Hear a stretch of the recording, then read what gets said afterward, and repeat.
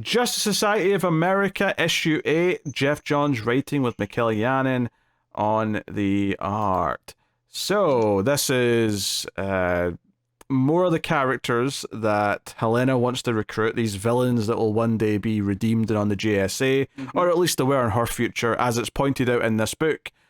Her future is not necessarily going to exist anymore, though, because they've stopped a lot of the things from happening. So, that said, though, it's a very cynical outlook from some of the characters to be like, well, I guess these characters just will never be redeemed down. Like, no, they could still be redeemed. If it happened in one timeline, it could happen in this one. Stop being so cynical, Alan. Come on now. Well, and I also love where they go, where you still gonna try Grundy?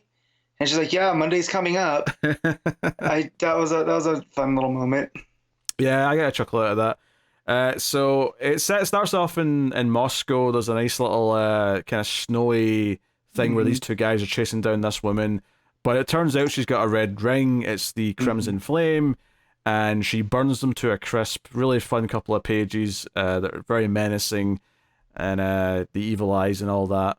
So it sets up her, and then, this is Ruby Sokov, and it does that really nice comic book thing where it goes to the Hall of Justice, or, well, not the Hall of Justice, that's the Justice League, you know what I mean? Yeah. The GSA headquarters. The JSA Brownstone. Yeah. And they're like, okay, this is who this is, right? We've heard that she's burned some people, and they start talking about who she is. So it does that thing where you get the big opening with all the bombastic art and the big thing, but then you get this page right after it explaining, okay, this is who this is why we should care. She is somehow, she's the daughter of, the Red Lantern. Vladimir. Yeah. And because we need a Russian name. And Alan is like, no, this is bad. He's definitely dead. She may be looking for him, but trust me, he's dead. Which probably ties into the book that he's got right now, which sadly we didn't like enough to keep reading. Yeah. But, worth mentioning. So, yeah, Alan's being really pissy about this and wants to go off and sort of look into it himself. So he's quite cold about it.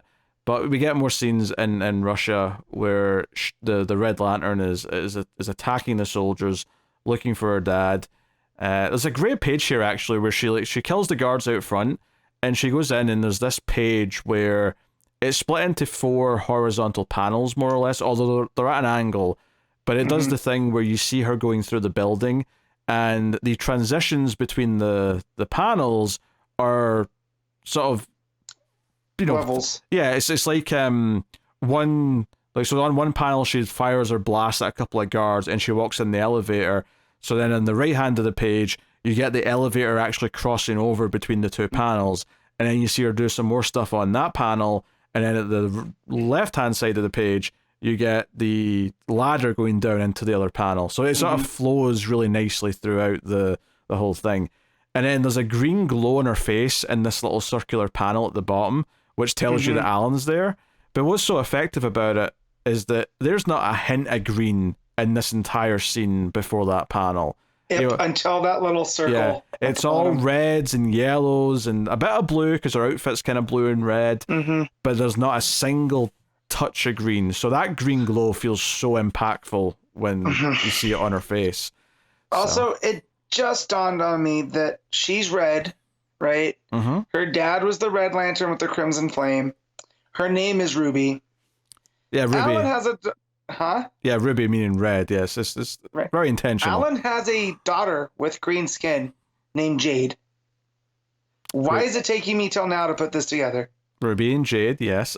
yeah. I'm just saying, like, it's one of those John's things that I didn't think about until right this instant, No, there's a moment where I realized they called her Ruby, and I went, oh, very good, yes. Yep. Yes, very good. So, yeah, they have a bit of a fight. Alan tries to tell her that her dad's not been killed here, because she thinks he is. And, actually makes a fiery construct of her father to come after Alan, which is also a great page. It's a very quick read, this issue, by the way, because these pages are so action focused with very little dialogue. But Alan's able to blast her with enough green light to kind of win the fight.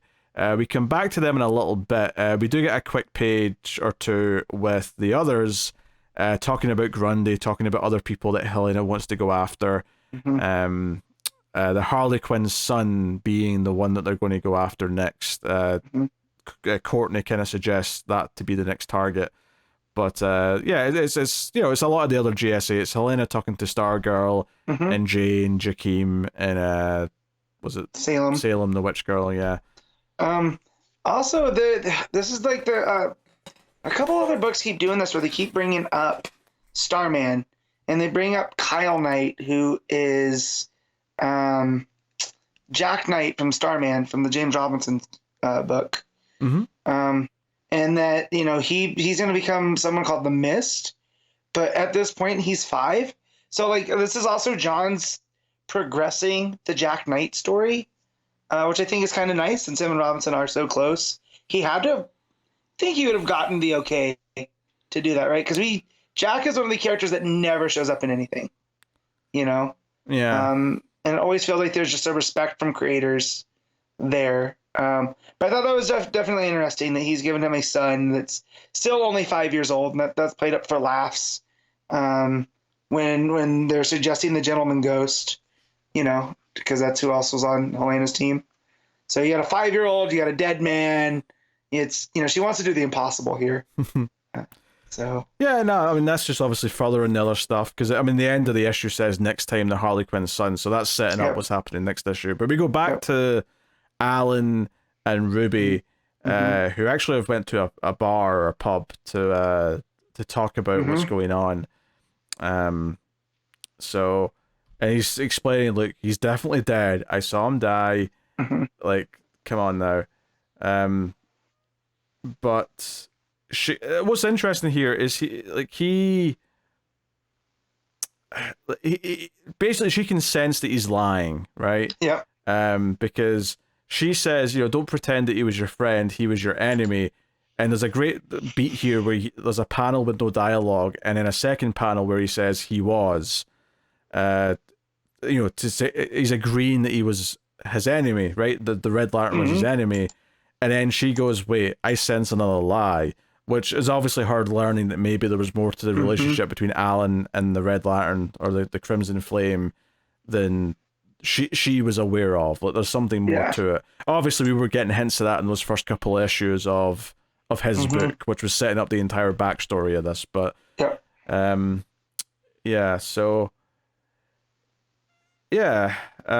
basically Alan's like, like Helena wants to recruit you. She sees you as some kind of hero, so I'm going to take you back to talk to her, and then like it's up to you to convince me she's right, because right now obviously he doesn't want to trust her. So the issue ends with them flying off. It actually looks quite pretty. It's just the red and green streaks of light going through the snowy sky of Russia. But at the end of the issue, there's a hooded figure watching this and being disappointed that this is happening. And yeah, so why don't you tell us about who this is, Matt? I have no idea who this is. Okay, I thought you might. He looks like Pharaoh Lad, right? Because Alan Scott found it before I could. We should say he says Legionnaire out to whoever he's talking to. He says Legionnaire out at the end. Yeah, but he looks like Pharaoh Lad. So Pharaoh Lad's one of the Legionnaires that he wore a mask like that. I think he had metal control powers, I believe. And then like where he was solid like iron, something along those lines. But we do know from solicits that we're getting the Legion of Substitute Heroes.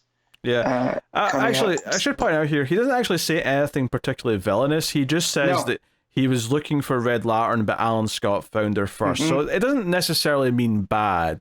No. So worth mentioning. That said, though, he's got a bit of a gimp-looking mask. So he looks kind of villainous to me, but I mean, you know. Well, again, and that's to me why it seems like it's Pharaoh Lad, just because of that mask. Let me just double check. But yeah, this was not so much of a surprise. No, Pharaoh Lad's is a bit different. Pharaoh Lad's doesn't have the mouth, like the gimpy mouth. So it could be a new character. I mean, we know Johns likes to do that. He likes to create Legionnaires. Yeah. And you know, there was, I don't know how much you remember of the Legion of Three Worlds, but there was that triplicate kind of girl that had the red, I think it was red, blue, and green kind of Green Lantern powers. I'm wondering if that ties into this, because now we have the red flame, the crimson flame. Who's to say there's not a blue one they find in the future, right? Yeah. Along those lines. So. I don't know. My only concern is with the delays between issues that I'm going to forget this cliffhanger. Like, I'll remember the stuff with the main characters, but it's these little teases at the end that I'm going to forget. So hopefully I still can remember this when he pops back up later.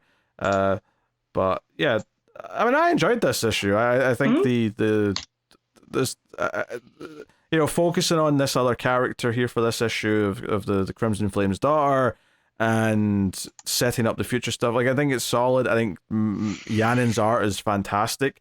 It really makes all the stuff with the young Red Lantern really memorable, with her attacking the guys in the street and then looking for her father, the way the layouts, like, of her going through the building, and then the fight with Alan with the red and green colors, you know, fighting each other.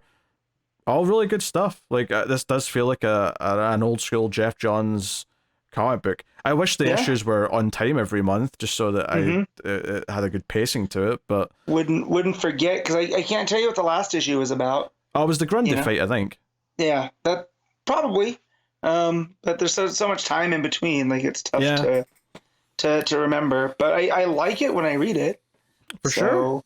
You know. But yeah, so I'm looking at Legion of Substitute Heroes, and I don't see anybody that looks like that. So maybe this is a new, you know, or it's a new take on them.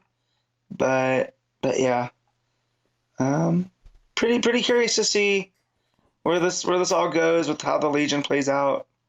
Yeah. All right. What are you giving Justice Society of America issue 8? This is giving this an 8. Yeah, I think I'll go 7.5. But I had a good time. I'd probably go higher if like, it is probably just on its own little island a little bit more than it should be because of the delays between issues. But maybe it does deserve the 8. I don't know. No, I'll go 7.5. But like, I'm enjoying it. I do always look forward and get into these John's issues. All right. So because we didn't read the Alan Scott book, I just pulled up the character of Vladimir Sokov. So essentially, he is their version of the Winter Soldier. He you know, we saw the origin of him going into the Crimson Flame, right? Okay. And then that added to that, he ends up in the Soviet Union and takes on the name Vladimir Sokov, joining the Red Army, becoming a Russian patriot and one of the most decorated soldiers. So yeah, so I'm sure that's all going to play out in the Alan Scott book. But yeah, so this is Vladimir is Johnny, his long lost love. Which, that's what I was thinking. Yeah. Yep. But so the fact here that he's talking to the daughter and all of this and the stuff that she's hinting at, again, this would all have been really cool if they were on time, because then we could have had that, and then we could look forward to the Alan Scott book to try to figure out what's going on. You know, now they're kind of offset where that issue comes out the same day as this one, you know. But yeah. Anyways, that solves that, or puts that to not bed, but you know what I mean. Yeah. That solves that out. Yeah. So it's a shame I don't like the writing in the Alan Scott book, because I would have enjoyed reading the story of that. But hey, it is what it is. All right.